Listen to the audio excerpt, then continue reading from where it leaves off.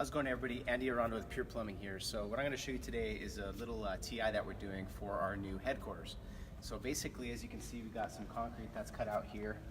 Typically, this is how it works when we do a TI for a restaurant or for an office building. So as you can see in this trench here, we have a 6-inch main that we are tying into, and we are tying our utilities into the 6-inch main. So as you can see, we've kind of come up here with a test plug, come across our trench here into our bathroom, what we call a bathroom group.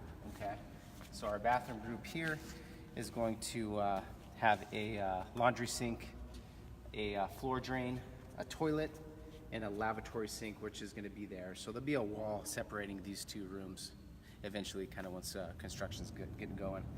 But as you can see here, we have a 10-foot standpipe. Typically, this is how we test our underground plumbing to prep for inspection. So as you can see, this is our bathroom group here, and that's kind of what I wanted to share with you guys here today. So we'll keep you posted as we have more stuff come through with the project. So looking forward to seeing you guys. Thank you.